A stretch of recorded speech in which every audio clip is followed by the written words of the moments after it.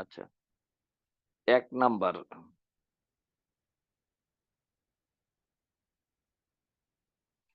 1 নাম্বারে দেওয়া আছে z জটিল সংখ্যা z equal two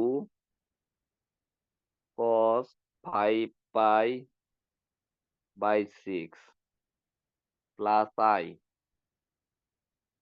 sin 5 pi by 6 বলছে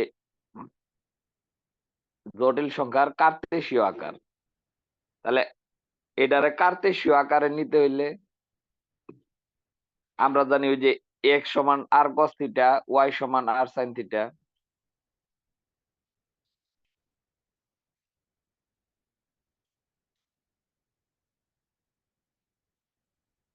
যে cos এটার মান বের করে নেই,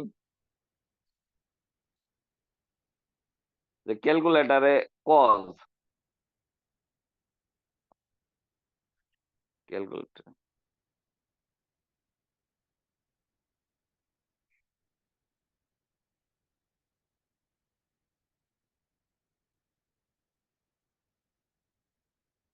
ধরো cos দেওয়া আছে cos 5 পাই বাই 6, পাই মানে 180 ডিগ্রি, 5 গুণন 180 ভাগ 6, তাহলে মাইনাস রুট 3/2। আমরা মান বসাই দিলাম, মাইনাস রুট 3/2 প্লাস i, এটার মান বসাইলে সাইন, সাইন দিয়ে ওই যে পাই মানে 180 এটা বসাই নিতেছি, 180 ভাগ হইলো 6, তাহলে এটা হচ্ছে হাফ। তাহলে 2 দ্বারা গুণ করে দিলে মাইনাস রুট 3 প্লাস i, এটাই কার্তেশীয় আকার। বুঝছো কিনা? জি স্যার, বুঝছি। আচ্ছা, এরপরে 2 নাম্বার হচ্ছে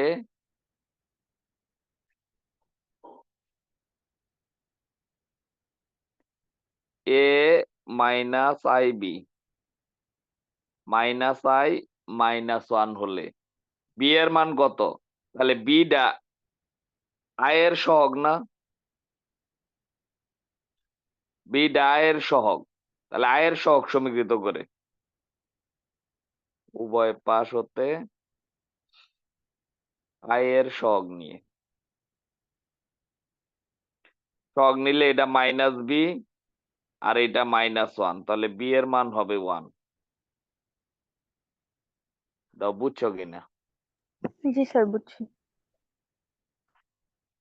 আচ্ছা, এরপরে ওইটা আই এম দিয়ে ইমাজিনারি পার্ট বুঝাইছে। পরের কাল্পনিক অংশ 3 নাম্বারে বলছে এটার কাল্পনিক অংশ কত?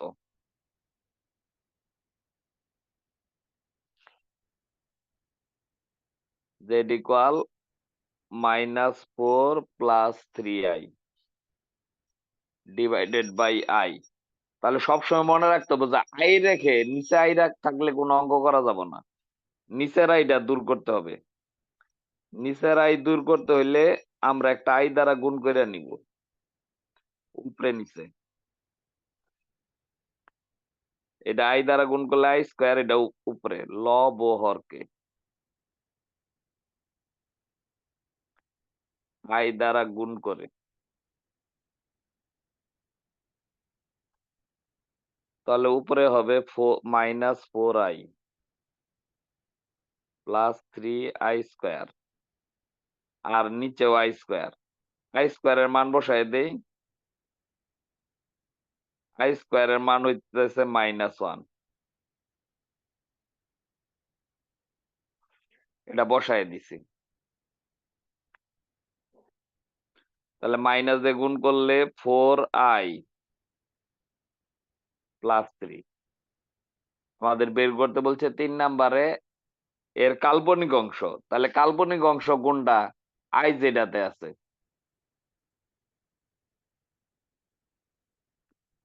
কাল্পনিক অংশ মানে আয়ের সহগ।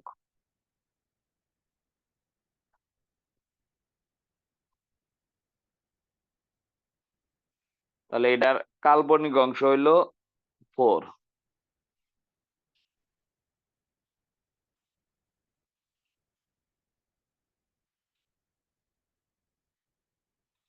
এর সহগ হইলো কাল্পনিক অংশ।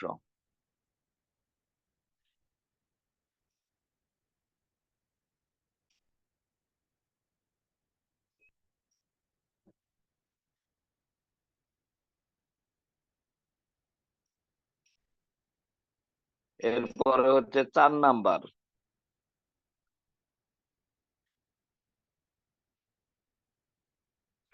4 নাম্বারে দেওয়া আছে রুট e⁻i tan−1 -2। এটা করার জন্য আমাদের একটা সূত্র জানতে হবে, যে e⁻, এই সূত্র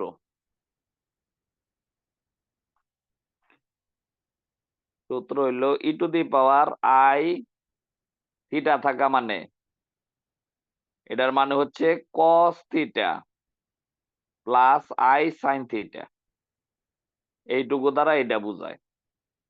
e⁻i থিটা মানে cos theta plus i sin theta.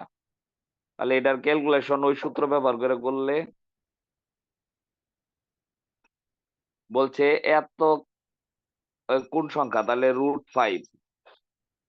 এটা হবে ওই যে cos, মাথার উপরে যা আছে ওটা সম্পূর্ণটাকে একবার cos দিয়ে লিখবো, একবার sin দিয়ে লিখবো। tan−1 -2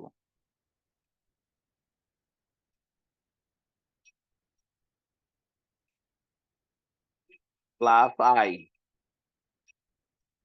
sin tan−1 -2। cos tan এর যদি আমরা cos বা sin বানাইতে যাই, আমরা পিথাগোরাসের চিত্র আঁকায় নেই। tan মানে কি? tan মানে হইতেছে লম্ব বাই ভূমি। তাহলে অতি বুঝাবে 1² প্লাস 2² √5। তাহলে এটা মান বসাইলে cos এর মধ্যে, বা তুমি ক্যালকুলেটারও একবারে বের করে ফেলতে পারো, এই চিত্র আঁকানোর দরকারই নেই। আমরা ক্যালকুলেটর চাপলেও মান বেরিয়ে যাবো। এই লিখলাম cos, পরে tan−1, শিফট দিলে ইনভার্স, tan−1 -2। তাহলে 1/√5। এটার মান হচ্ছে 1/√5। বসাইলাম, সাইনেরটা বের করি। Sign shift tan−1 -2। ক্যালকুলেটর বের করলে আর ভুল হওয়ার ভয় নেই। প্লাস i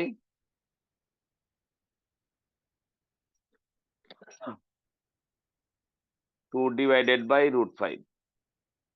তাহলে √5 দ্বারা গুণ করে দিলে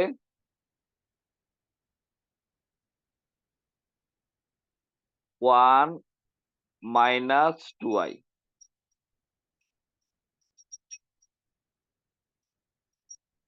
হ্যাঁ কাকলি, দেখো বুঝতে পারছো কিনা। জি স্যার, বুঝতে পারছি। আরো সমস্যা আছে? স্যার আরেকটা হইতেছে অনুশীলনী অঙ্কে যে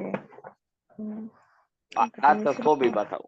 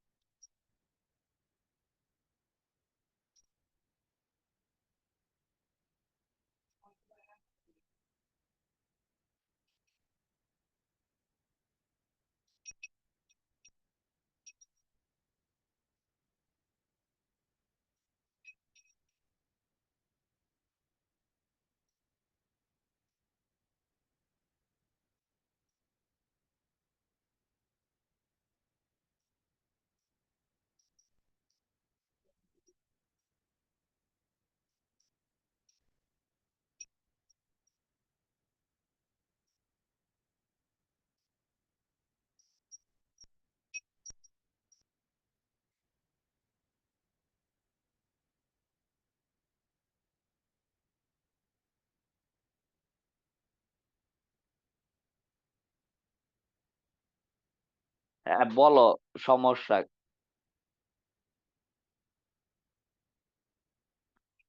ওই যেখানে বৃত্ত বানাইছো ওইটাই।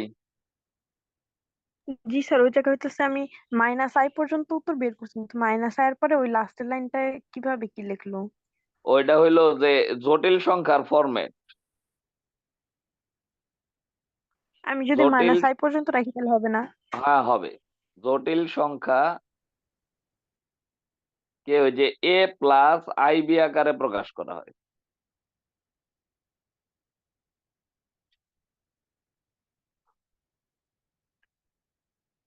এখানে এ হইল বাস্তব অংশ, আর এই বি হইতেছে কাল্পনিক অংশ। কাল্পনিক অংশ মানে আয়ের সহগ।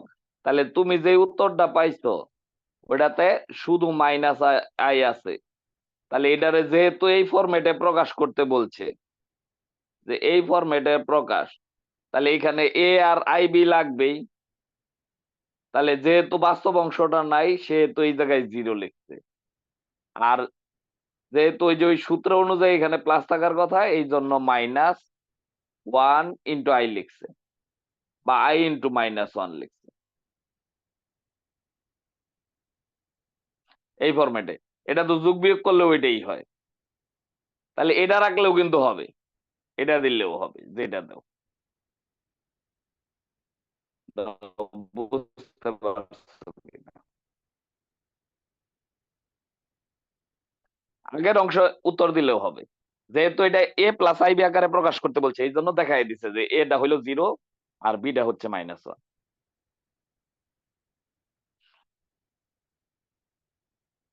জি স্যার, বুঝছি। আচ্ছা, আরো আছে সমস্যা? না স্যার, আজকাল নেই। আচ্ছা, তাহলে আজকে এই পর্যন্তই থাক। আর সমস্যা থাকলে তুমি মেসেজ দিয়ে দিয়ে জানাও, আসসালামু আলাইকুম। বাকিদেরও জানাইতে পারি। আচ্ছা, ঠিক আছে স্যার। আচ্ছা বলো। স্যার, আসসালামু আলাইকুম। ওয়ালাইকুম আসসালাম।